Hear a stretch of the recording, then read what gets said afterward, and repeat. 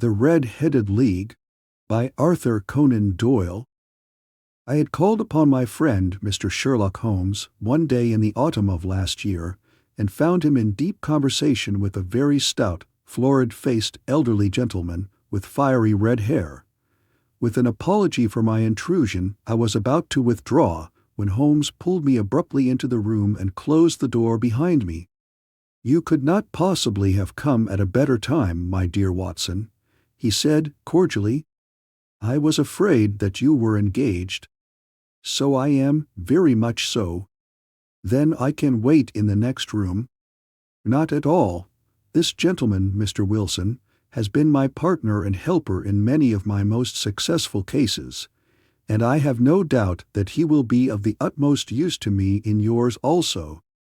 The stout gentleman half rose from his chair and gave a bob of greeting, with a quick little questioning glance from his small, fat, encircled eyes. "Try the settee," said Holmes, relapsing into his arm-chair and putting his finger-tips together, as was his custom when in judicial moods. "I know, my dear Watson, that you share my love of all that is bizarre and outside the conventions and humdrum routine of everyday life.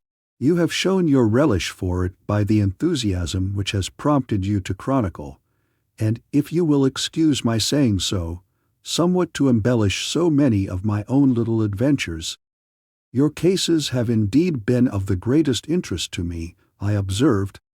"You will remember that I remarked the other day, just before we went into the very simple problem presented by Miss Mary Sutherland, that for strange effects and extraordinary combinations we must go to life itself, which is always far more daring than any effort of the imagination. A proposition which I took the liberty of doubting." "You did, Doctor, but none the less you must come round to my view, for otherwise I shall keep on piling fact upon fact on you, until your reason breaks down under them and acknowledges me to be right. Now, Mr. Jabez Wilson here has been good enough to call upon me this morning, and to begin a narrative which promises to be one of the most singular which I have listened to for some time. You have heard me remark that the strangest and most unique things are very often connected not with the larger but with the smaller crimes, and occasionally, indeed, where there is room for doubt whether any positive crime has been committed. As far as I have heard, it is impossible for me to say whether the present case is an instance of crime or not, but the course of events is certainly among the most singular that I have ever listened to. Perhaps, Mr. Wilson, you would have the great kindness to recommence your narrative. I ask you, not merely because my friend Dr. Watson has not heard the opening part, but also because the peculiar nature of the story makes me anxious to have every possible detail from your lips. As a rule, when I have heard some slight indication of the course of events, I am able to guide myself by the thousands of other similar cases which occur to my memory. In the present instance, I am forced to admit that the facts are, to the best of my belief, unique." The portly client puffed out his chest with an appearance of some little pride, and pulled a dirty and wrinkled newspaper from the inside pocket of his great coat. As he glanced down the advertisement column with his head thrust forward and the paper flattened out upon his knee, I took a good look at the man and endeavored, after the fashion of my companion, to read the indications which might be presented by his dress or appearance. I did not gain very much, however, by my inspection. Our visitor bore every mark of being an average commonplace British tradesman, obese, pompous, and slow. He wore rather baggy grey shepherd's check trousers, a not over-clean black frock coat, unbuttoned in the front, and a drab waistcoat with a heavy brassy Albert chain, and a square pierced bit of metal dangling down as an ornament. A frayed top hat and a faded brown overcoat with a wrinkled velvet collar lay upon a chair beside him. Altogether, look as I would, there was nothing remarkable about the man save his blazing red head, and the expression of extreme chagrin and discontent upon his features. Sherlock Holmes's quick eye took in my occupation, and he shook his head with a smile as he noticed my questioning glances. Beyond the obvious facts that he has at some time done manual labor, that he takes snuff, that he is a Freemason, that he has been in China, and that he has done a considerable amount of writing lately, I can deduce nothing else." Mr. Jabez Wilson started up in his chair, with his forefinger upon the paper, but his eyes upon my companion. "How, in the name of good fortune, did you know all that, Mr. Holmes?" he asked. "How did you know, for example, that I did manual labor? It's as true as gospel, for I began as a ship's carpenter." "Your hands, my dear sir, your right hand is quite a size larger than your left. You have worked with it, and the muscles are more developed." "Well, the snuff, then, and the Freemasonry. I won't insult your intelligence by telling you how I read that, especially as, rather against the strict rules of your order, you use an arc and compass breastpin." "Ah, of course, I forgot that, but the writing—" "What else can be indicated by that right cuff so very shiny for 5 inches, and the left one with the smooth patch near the elbow where you rested upon the desk?" "Well, but China. The fish that you have tattooed immediately above your right wrist could only have been done in China. I have made a small study of tattoo marks, and have even contributed to the literature of the subject. That trick of staining the fish's scales of a delicate pink is quite peculiar to China. When, in addition, I see a Chinese coin hanging from your watch chain, the matter becomes even more simple." Mr. Jabez Wilson laughed heavily. "Well, I never," said he. "I thought at first that you had done something clever, but I see that there was nothing in it after all."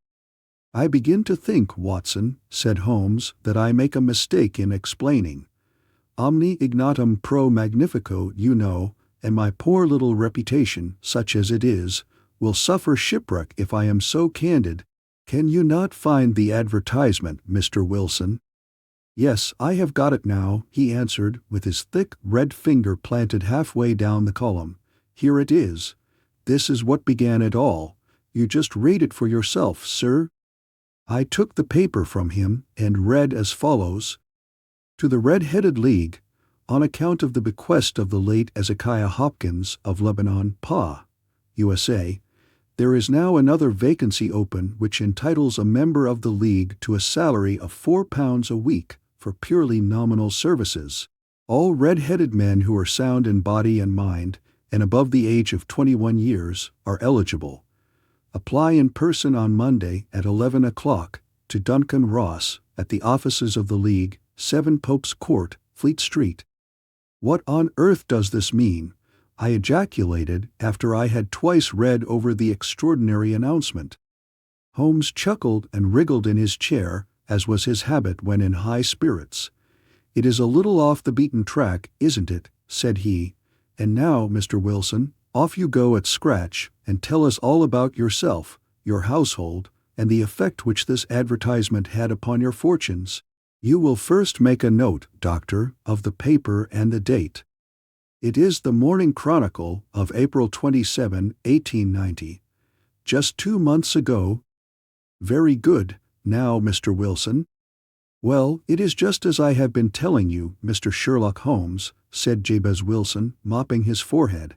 "I have a small pawnbroker's business at Coburg Square, near the city. It's not a very large affair, and of late years it has not done more than just give me a living. I used to be able to keep 2 assistants, but now I only keep 1, and I would have a job to pay him, but that he is willing to come for half wages, so as to learn the business." "What is the name of this obliging youth?" asked Sherlock Holmes. "His name is Vincent Spaulding, and he's not such a youth either. It's hard to say his age. I should not wish a smarter assistant, Mr. Holmes, and I know very well that he could better himself and earn twice what I am able to give him. But, after all, if he is satisfied, why should I put ideas in his head?" "Why, indeed, you seem most fortunate in having an employee who comes under the full market price. It is not a common experience among employers in this age. I don't know that your assistant is not as remarkable as your advertisement." "Oh, he has his faults, too," said Mr. Wilson. "Never was such a fellow for photography. snapping away with the camera when he ought to be improving his mind, and then diving down into the cellar like a rabbit into its hole to develop his pictures. That is his main fault, but on the whole he's a good worker. There's no vice in him. He is still with you, I presume? Yes, sir, he and a girl of 14 who does a bit of simple cooking and keeps the place clean. That's all I have in the house, for I am a widower and never had any family. We live very quietly, sir, the three of us, and we keep a roof over our heads and pay our debts, if we do nothing more. The first thing that put us out was that advertisement. Spaulding, he came down into the office just this day 8 weeks, with this very paper in his hand, and he says, "I wish to the Lord, Mr. Wilson, that I was a red-headed man." "Why that?" I asks. "Why," says he, "here's another vacancy on the League of the Red-Headed Men.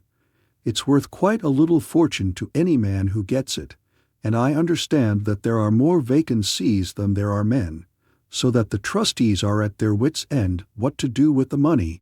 If my hair would only change color, here's a nice little crib all ready for me to step into." "Why, what is it, then?" I asked. "You see, Mr. Holmes, I am a very stay-at-home man, and as my business came to me instead of my having to go to it, I was often weeks on end without putting my foot over the door-mat. In that way, I didn't know much of what was going on outside, and I was always glad of a bit of news." "Have you never heard of the League of the Red-Headed Men?" he asked with his eyes open. "Never? Why, I wonder at that, for you are eligible yourself for one of the vacancies." "And what are they worth?" I asked. "Oh, merely a couple of hundred a year, but the work is slight, and it need not interfere very much with one's other occupations." Well, you can easily think that that made me prick up my ears, for the business has not been over good for some years, and an extra couple of hundred would have been very handy. "Tell me all about it," said I. "Well," said he, showing me the advertisement, "you can see for yourself that the League has a vacancy, and there is the address where you should apply for particulars. As far as I can make out, the League was founded by an American millionaire, Ezekiah Hopkins, who was very peculiar in his ways. He was himself red-headed, and he had a great sympathy for all red-headed men. So, when he died, it was found that he had left his enormous fortune in the hands of trustees, with instructions to apply the interest to the providing of easy berths to men whose hair is of that color. From all I hear, it is splendid pay and very little to do." "But," said I, "there would be millions of red-headed men who would apply." "Not so many as you might think," he answered. "You see, it is really confined to Londoners and to grown men. This American had started from London when he was young, and he wanted to do the old town a good turn. Then again, I have heard it is no use your applying if your hair is light red, or dark red, or anything but real bright, blazing, fiery red. Now, if you cared to apply, Mr. Wilson, you would just walk in, but perhaps it would hardly be worth your while to put yourself out of the way for the sake of a few £100. Now, it is a fact, gentlemen, as you may see for yourselves, that my hair is of a very full and rich tint, so that it seemed to me that, if there was to be any competition in the matter, I stood as good a chance as any man that I had ever met. Vincent Spaulding seemed to know so much about it that I thought he might prove useful, so I just ordered him to put up the shutters for the day and to come right away with me.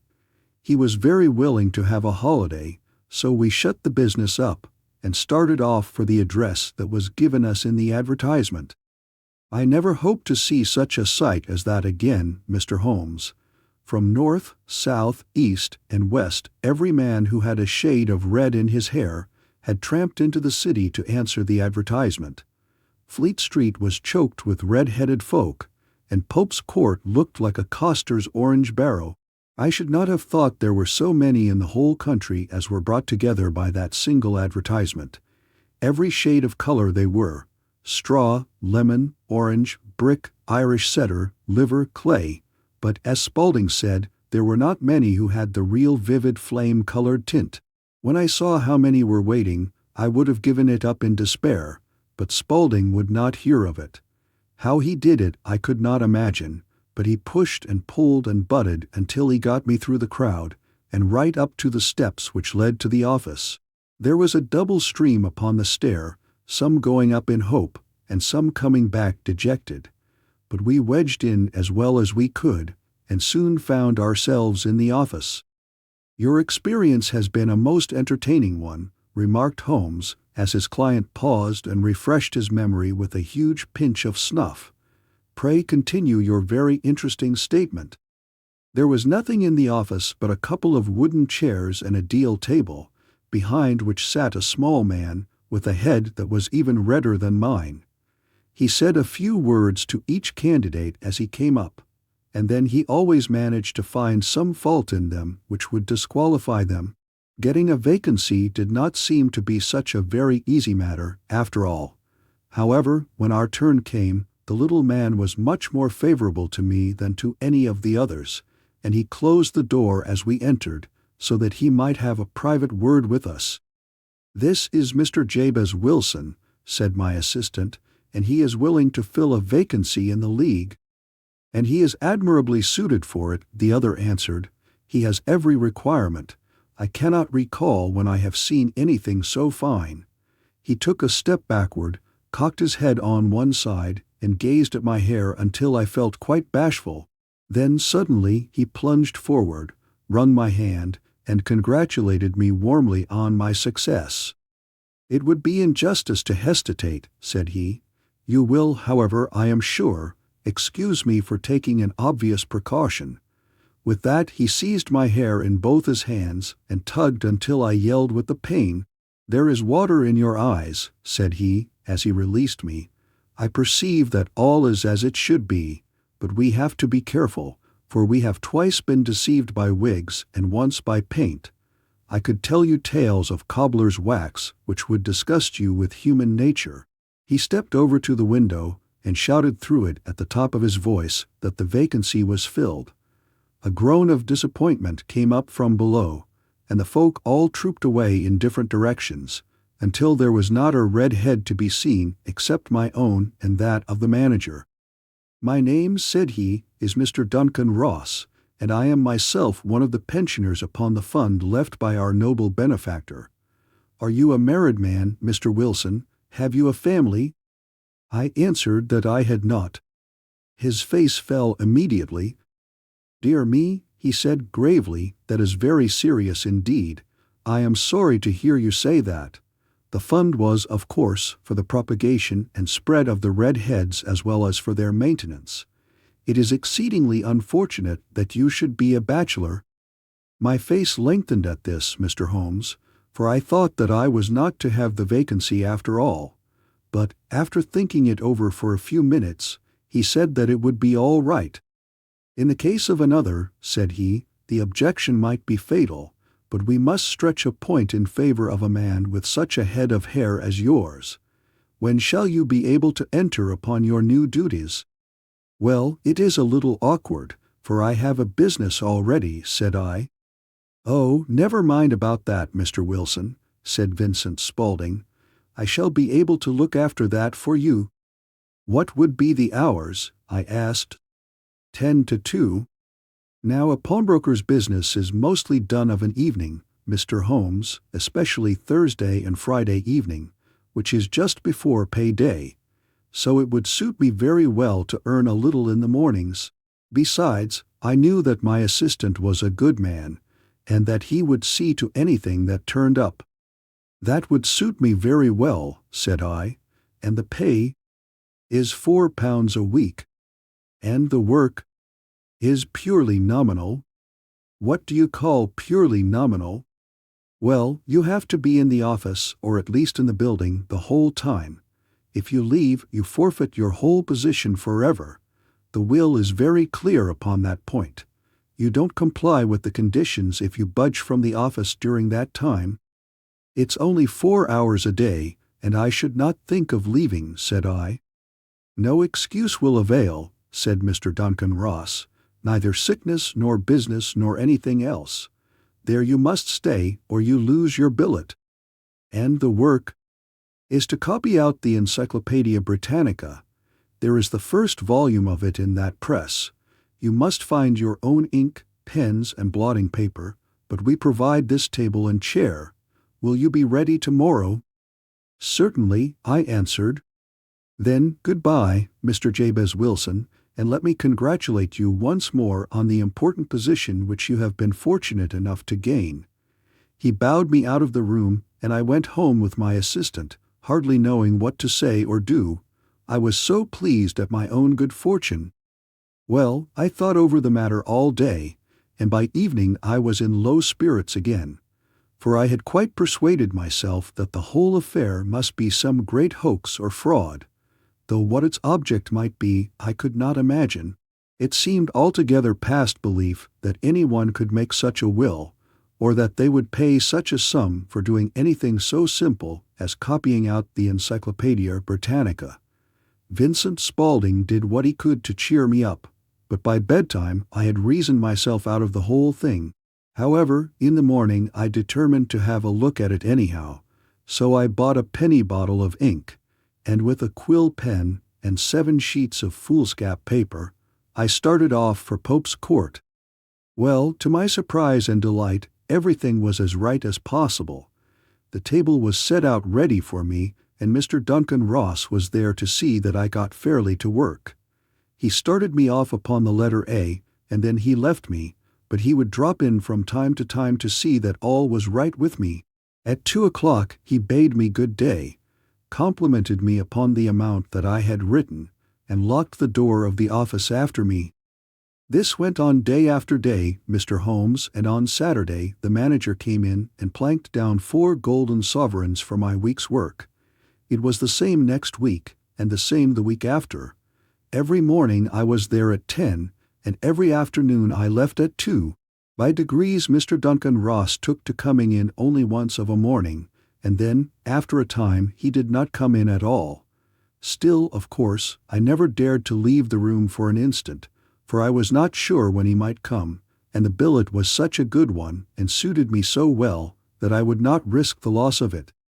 8 weeks passed away like this, and I had written about abbots and archery and armor and architecture and Attica, and hoped with diligence that I might get on to the B's before very long. It cost me something in foolscap, and I had pretty nearly filled a shelf with my writings, and then suddenly the whole business came to an end. To an end? Yes, sir, and no later than this morning. I went to my work as usual at 10 o'clock, but the door was shut and locked, with a little square of cardboard hammered on to the middle of the panel with a tack. "Here it is, and you can read for yourself." He held up a piece of white cardboard about the size of a sheet of notepaper. It read in this fashion: "The Red-Headed League is dissolved. October 9, 1890.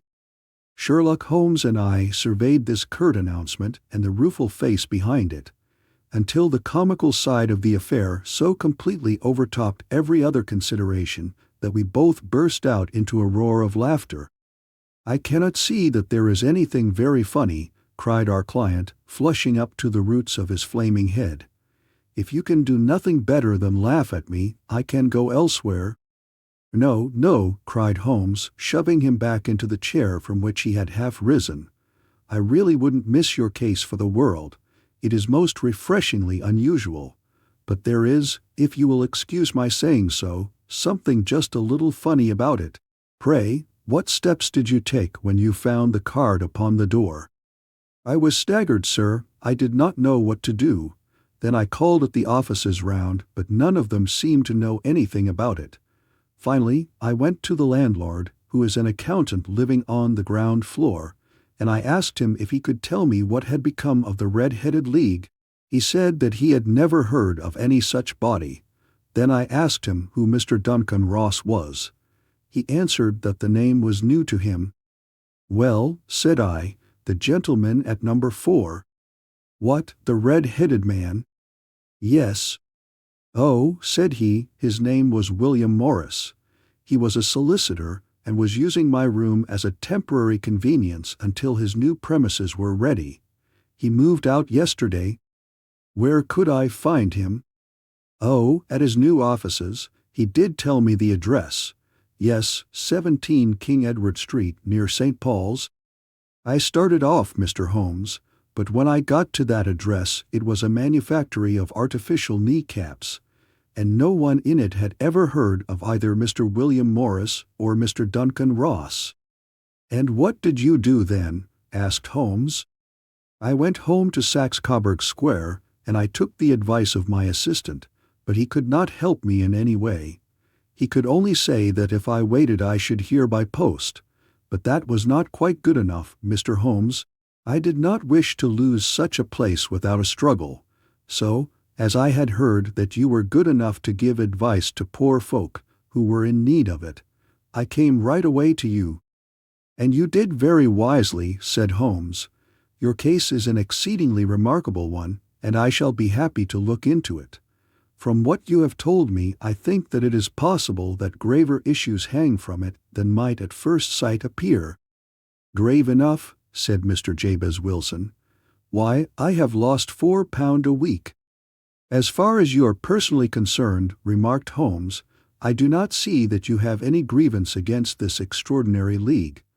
On the contrary, you are, as I understand, richer by some £30, to say nothing of the minute knowledge which you have gained on every subject which comes under the letter A. You have lost nothing by them. No, sir, but I want to find out about them and who they are and what their object was in playing this prank. If it was a prank upon me, it was a pretty expensive joke for them, for it cost them £32. We shall endeavor to clear up these points for you, and first, 1 or 2 questions, Mr. Wilson. This assistant of yours who first called your attention to the advertisement, how long had he been with you? About a month then. How did he come? In answer to an advertisement. Was he the only applicant? No, I had a dozen. Why did you pick him? Because he was handy and would come cheap. At half wages, in fact. Yes. What is he like, this Vincent Spaulding? Small, stout-built, very quick in his ways, no hair on his face, though he's not short of 30, has a white splash of acid upon his forehead. Holmes sat up in his chair in considerable excitement. I thought as much, said he. Have you ever observed that his ears are pierced for earrings? Yes, sir. He told me that a gypsy had done it for him when he was a lad. Said Holmes, sinking back in deep thought. He is still with you? Oh, yes, sir. I have only just left him. And has your business been attended to in your absence? Nothing to complain of, sir. There's never very much to do of a morning. That will do, Mr. Wilson. I shall be happy to give you an opinion upon the subject in the course of a day or two. Today is Saturday, and I hope that by Monday we may come to a conclusion. Well, Watson, said Holmes when our visitor had left us, what do you make of it all? I make nothing of it, I answered frankly. It is a most mysterious business. As a rule, said Holmes, the more bizarre a thing is the less mysterious it proves to be.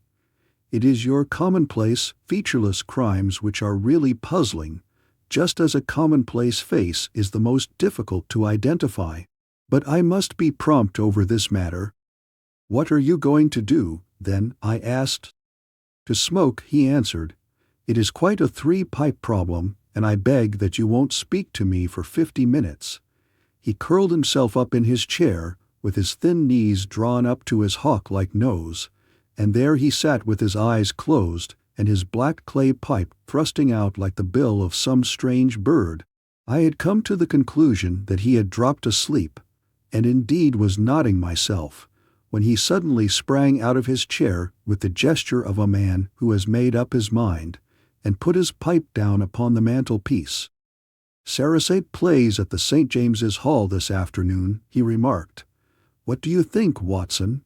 Could your patients spare you for a few hours?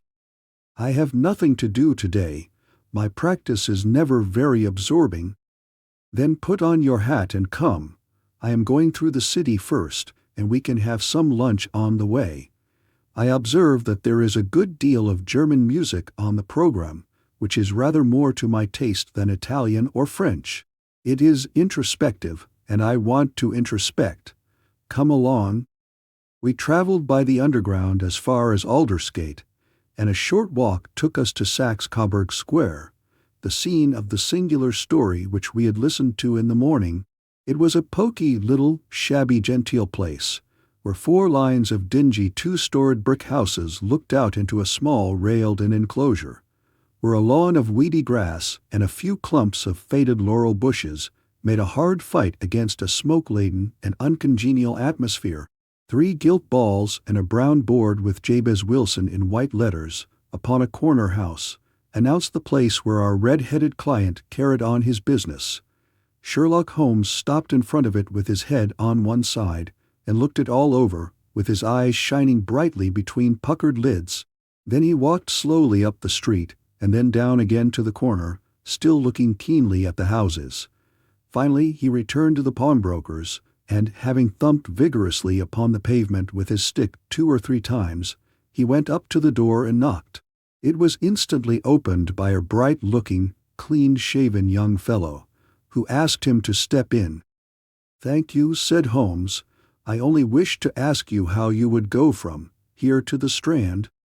"3rd right, 4th left," answered the assistant promptly, closing the door. "Smart fellow, that," observed Holmes as we walked away. "He is, in my judgment, the 4th smartest man in London, and for daring I am not sure that he has not a claim to be 3rd. I have known something of him before." "Evidently," said I, "Mr. Wilson's assistant counts for a good deal in this mystery of the Red-Headed League. I am sure that you inquired your way merely in order that you might see him." "Not him." "What then?" "The knees of his trousers." "And what did you see?" "What I expected to see." "Why did you beat the pavement?" "My dear doctor, this is a time for observation, not for talk. We are spies in an enemy's country. We know something of Saxe-Coburg Square. Let us now explore the parts which lie behind it." The road in which we found ourselves as we turned round the corner from the retired Saxe-Coburg Square presented as great a contrast to it as the front of a picture does to the back. It was one of the main arteries which convey the traffic of the city to the north and west. The roadway was blocked with the immense stream of commerce flowing in a double tide inward and outward, while the footpaths were black with the hurrying swarm of pedestrians.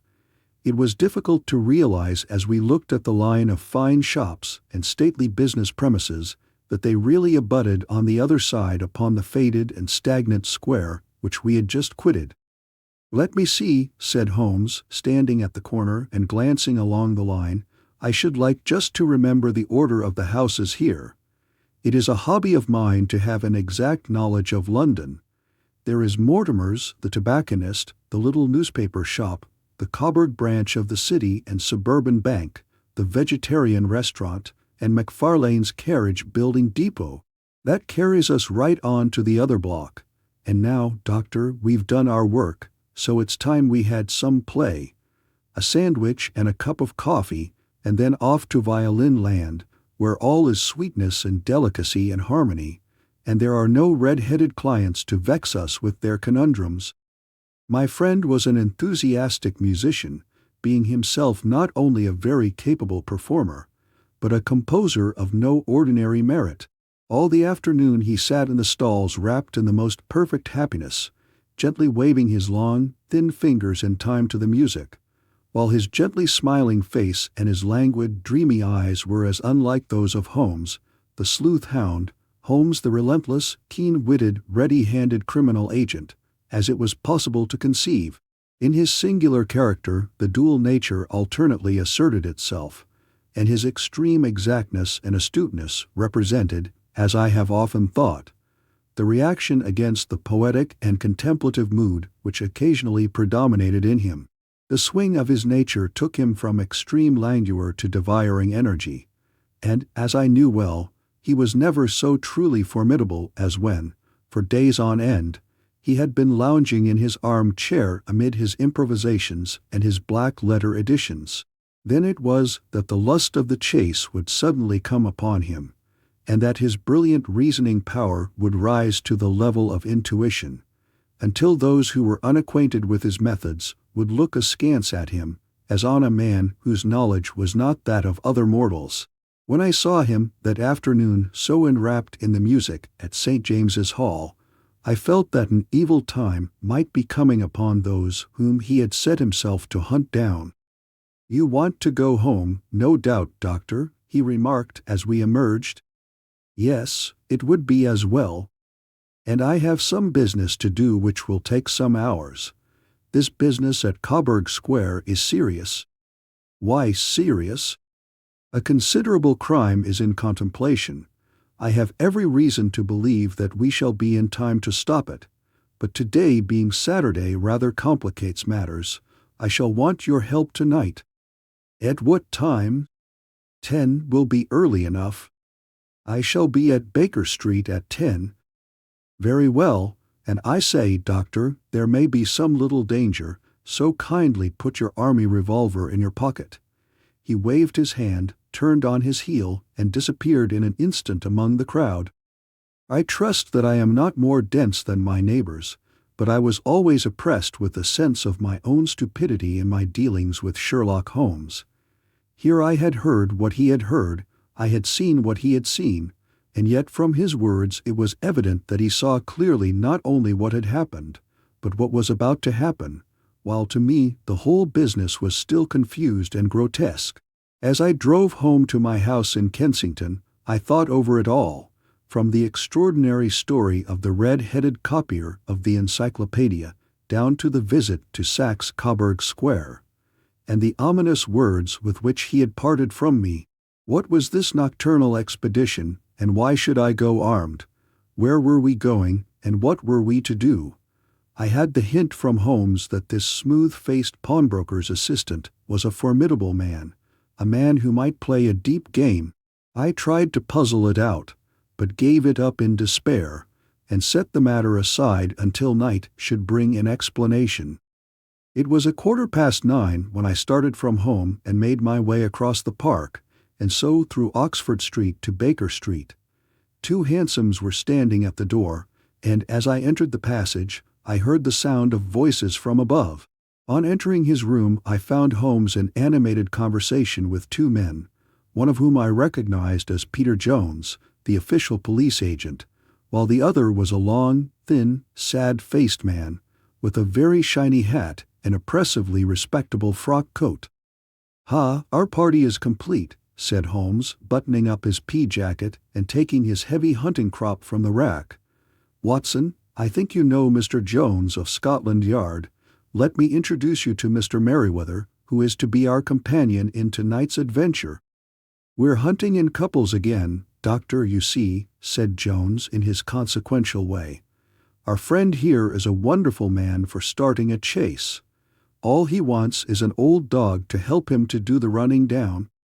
I hope a wild goose may not prove to be the end of our chase," observed Mr. Merryweather gloomily. "You may place considerable confidence in Mr. Holmes, sir," said the police agent loftily. "He has his own little methods, which are, if he won't mind my saying so, just a little too theoretical and fantastic, but he has the makings of a detective in him. It is not too much to say that once or twice, as in that business of the Sholto murder and the Agra treasure, he has been more nearly correct than the official force."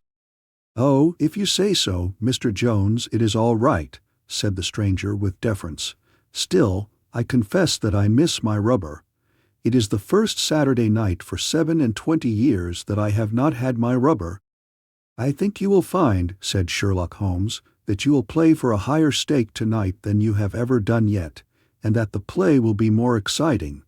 For you, Mr. Merryweather, the stake will be some £30,000, and for you, Jones, it will be the man upon whom you wish to lay your hands. John Clay, the murderer, thief, smasher, and forger. He's a young man, Mr. Merryweather, but he is at the head of his profession, and I would rather have my bracelets on him than on any criminal in London. He's a remarkable man, is young John Clay. His grandfather was a royal duke, and he himself has been to Eton and Oxford. His brain is as cunning as his fingers, and though we meet signs of him at every turn, we never know where to find the man himself. He'll crack a crib in Scotland one week, and be raising money to build an orphanage in Cornwall the next. I've been on his track for years, and have never set eyes on him yet. I hope that I may have the pleasure of introducing you tonight. I've had one or two little turns also with Mr. John Clay, and I agree with you that he is at the head of his profession. It is past 10, however, and quite time that we started. If you two will take the first hansom, Watson and I will follow in the second."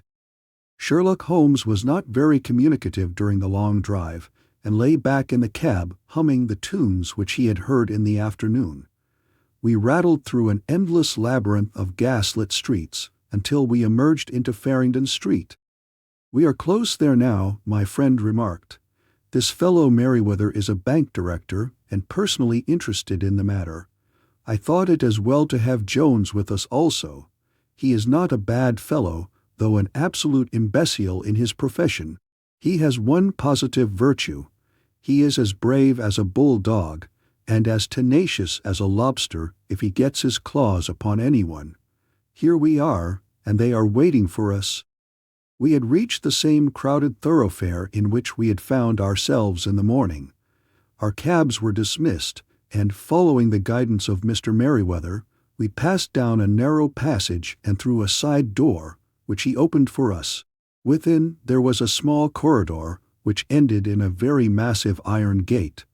This also was opened, and led down a flight of winding stone steps, which terminated at another formidable gate.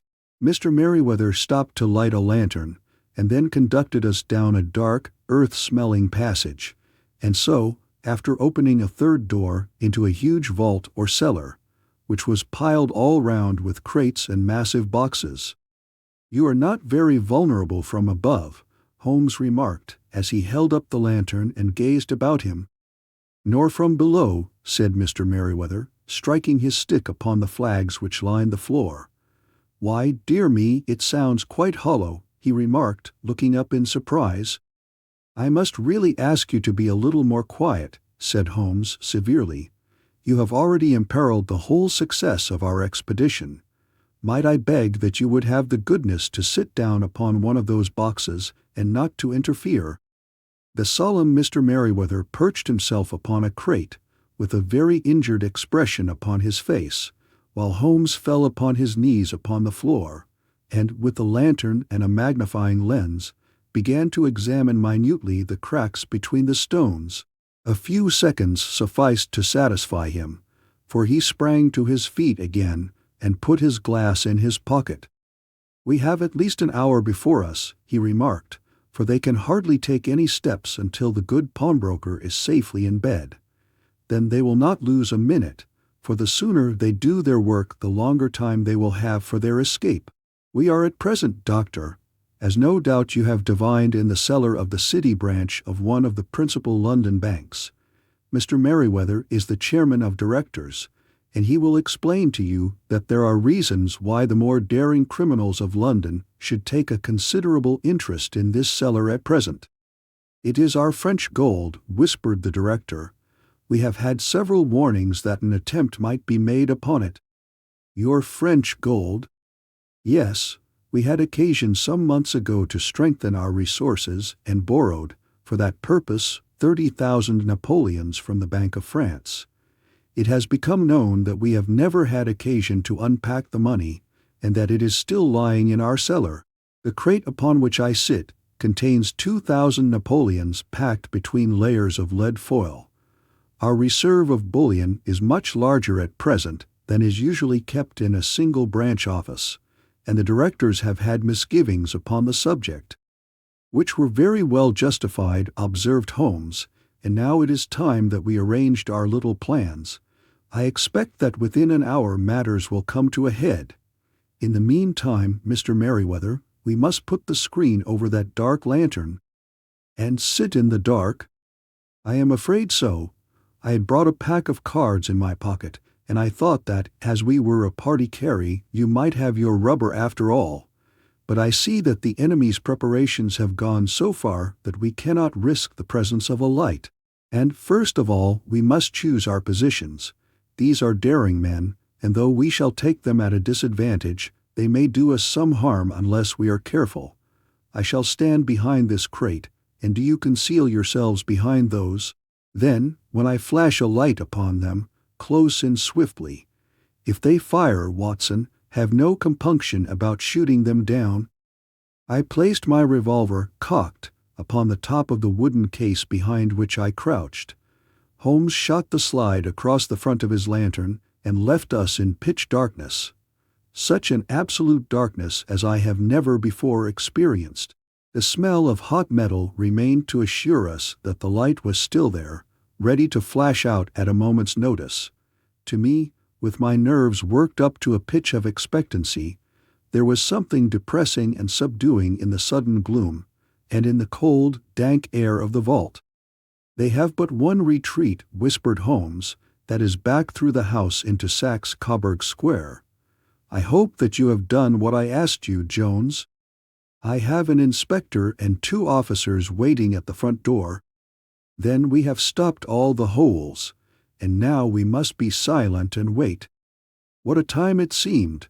From comparing notes afterwards, it was but an hour and a quarter.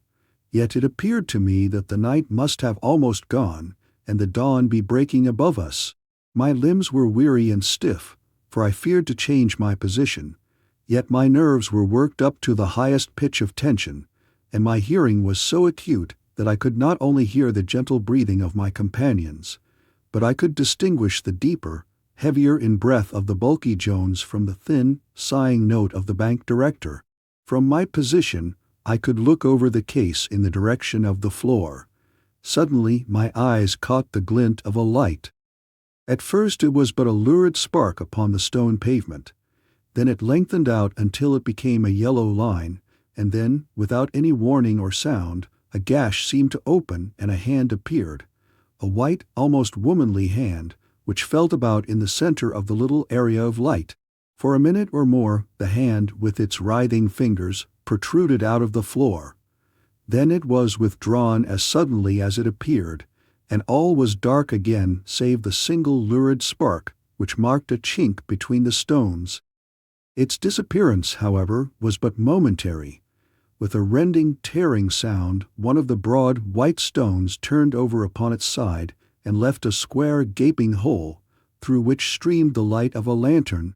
Over the edge there peeped a clean-cut, boyish face, which looked keenly about it, and then, with a hand on either side of the aperture, drew itself shoulder-high and waist-high, until one knee rested upon the edge. In another instant he stood at the side of the hole, and was hauling after him a companion, lithe and small like himself, with a pale face and a shock of very red hair.